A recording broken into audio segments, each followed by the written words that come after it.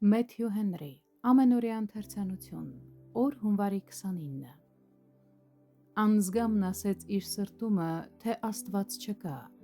նրանք ապականվեցին և գարշելի անօրենություն արին, Սաղմոս 53-րդ գլուխ առաջին խոսք։ Անզգամը, ըստ Աստծո, որի որոշումը ճշմարիտ է,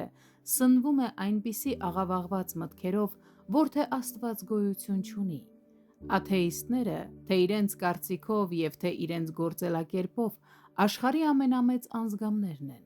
Նրանք, ովքեր չեն փնտրում Աստծուն, չեն հասկանում, որ նրանք նման են վայրի կենդանիների, որոնք բանականություն չունեն, քանի որ մարդը կենդանիներից տարբերվում է ոչ միայն հասկանալու, այլև հավատք ունենալու ունակությամբ։ Անօրենություն գործողները, ինչ էլ որ ձևացնեն, գիտություն չունեն։ Իրականում կարելի է ասել, որ նրանք ոչինչ չգիտեն, քանի որ չեն ճանաչում Աստծուն։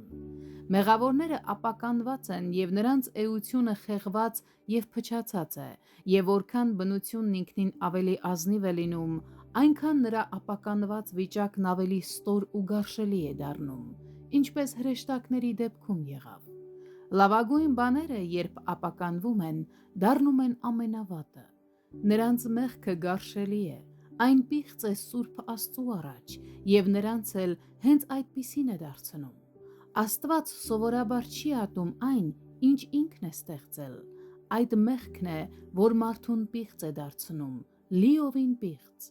Կամավոր մեղք գործողները գարշահոտություն են երկնքի Աստծո և սուրբ հրեշտակների առաջ։ Անկախ նրանից, թե ինչպիսի պարկեշտություն ձևացնեն հպարտ մեղավորները, ակնհայտ է, որ մեղքը աշխարհի ամենամեծ պղծությունն է։